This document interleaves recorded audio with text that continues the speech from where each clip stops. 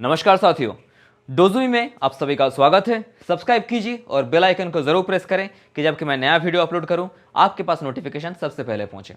साथियों, Russia Ukraine conflict का 100 दिन पार हो चुका है और अभी तक यूक्रेन हार नहीं माना, क्योंकि रशिया के लिए ये एक एग्रेशन था और यूक्रेन के लिए ये एक सर्वाइवल था।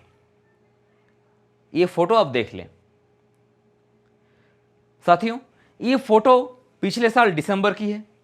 एक 79 इयर्स की ओल्ड लेडी अपने देश को बचाने के लिए, अपने परिवार को बचाने के लिए इस उम्र में बंदूक उठाने पर मजबूर हो चुकी हैं और अपने देश के लिए जान देने पे भी वो पीछे नहीं हटना चाहती। सेम हालत बन रहा है ताइवान में।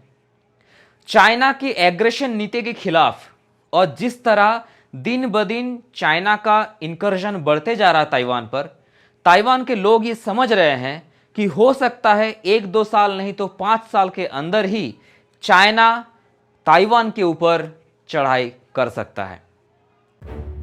और ताइवान के लोग भी चाइनीज आर्मी से भिड़ने के लिए तैयारी कर रहे हैं।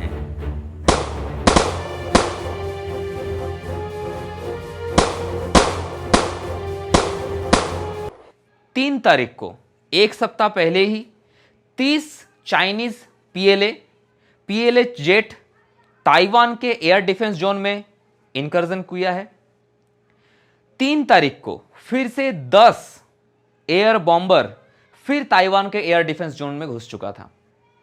और दिन ब दिन, जैसे 2020 का अगर बात करें, 2020 में ये इंकर्जन 300 प्लस था, 21 में ये 900 प्लस था और इस साल तक, यानी कि अभी जून महीना चल रहा है, फर्स्ट वीक अभी है, अभी तक 400 लगभग पार हो चुका है, 400 प्लस हो चुका है इंकर्जन। मतलब हो सकता है इस साल के अंत तक वो 1000, 1200, 1500 पार कर जाए। यानी कि दिन ब दिन ये एग्रेशन बढ़ते जा रहा है और वो सिमिलरिटी दिख रहा है। रशिया जैसे यूक्रेन की तरफ जो किया है, सेम चीज यहां पर भी दिख रहा है। लेकिन रशिया ने यूक्रेन में जो समझा था कि हम लोग जाएंगे, एकदम मक्खन में चाकू चलाना जैसा आसान होगा काम, यूक्रेन को हराएंगे, वापस मॉस्को आ जाएंगे, स्थिति अभी वैसा है नहीं। क्योंकि वही बताया मैंने कि रशिया के लिए एक एग्रेशन था और यूक्रेन के लिए एक जान का सवाल था, अपना सर्वाइवल का बात था। सेम चीज है ताइवान के लिए। यूक्रेन यहाँ पे थोड़ा बहुत बैकफुट पे आ चुका है, बहुत हानि हो चुका है यूक्रेन का, बहुत लॉस हो चुका है यूक्रेन का, पूरा एकदम सिस्टम ठप हो चुका है, लेकिन फिर भी डटा हुआ है यूक्रेन। लेकिन ताइवान के मामले में रशिया जितना आसानी से यूक्रेन के ऊपर चढ़ाई किया है, चाइना के लिए नहीं होने वाला। कारण क्या है? क्योंकि चाइना के एग्रेशन को रोकने के लिए जापान भी अपने मिलिट्री एक्सरसाइज जारी रखा है और जितना चाइना के तरफ से इंकर्जन बढ़ते जा रहा है, जापान और अमेरिका के तरफ से मिलिट्री एक्सरसाइज भी उतना बढ़ते जा रहा है।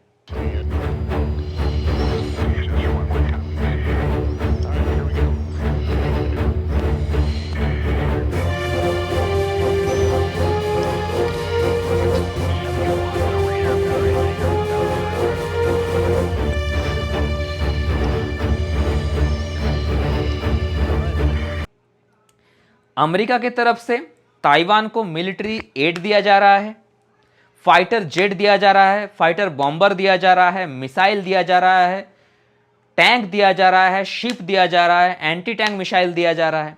यानी कि पूरे अस्त्र शस्त्र से एकदम लैस किया जा रहा है।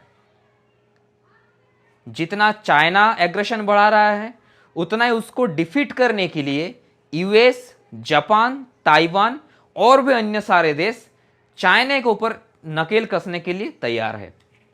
हाल ही में जापान यूके के साथ, यानी कि यूनाइटेड किंगडम के साथ, एक फ्यूचर फाइटर जेट की डेवलपमेंट के लिए बात कर रहा है। अभी अमेरिका भी मिलिट्री डील बढ़ा चुका है, एक्सरसाइज ज्यादा कर रहा है यूएस आर्मी।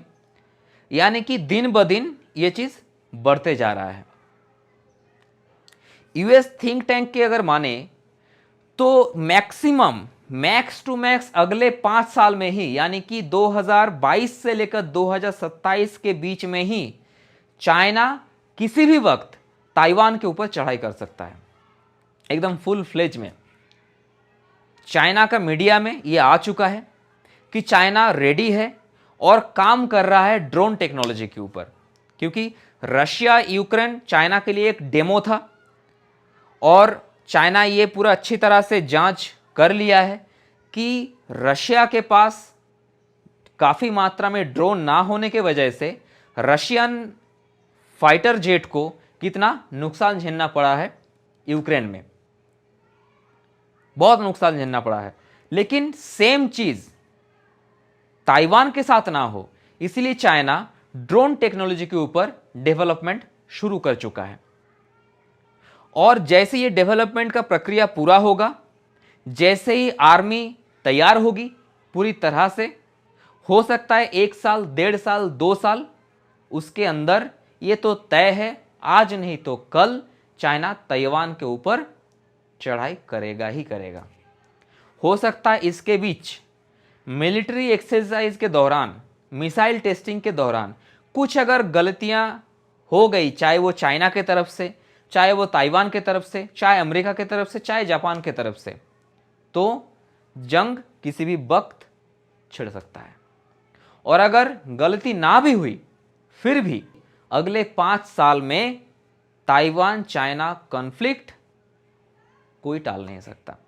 और मेरा अनुमान से, मैंने जितना एनालिसिस किया है, मैंने जितना स्टडी किया है, उसके बिना पे मैं ये कह सकता हूं कि आने वाले 10 से 15 साल में, यानी कि अभी 2022 चल रहा है, मैक्सिमम मान के चलिए 20 साल, 2042 तक, यानी कि ये 15-20 साल के अंदर एक वर्ल्ड वॉर 3 होने वाला है, जहां पे जिसके बाद पूरी वर्ल्ड ऑर्डर जो है वो चेंज होने वाला है। क्या होता है ये तो समय ही बता सकता है। मिलते हैं फिर एक नए वीडियो में। इस चैनल को अगर आप सब्सक्राइब नहीं किए हैं तो सब्सक्राइब कर लीजिए और बेल आइकन को जरूर प्रेस करें कि जब कि मैं नया वीडियो अपलोड करूं आपके पास नोटिफिकेशन सबसे पहले पहुंचे। जय हिंद, जय भारत।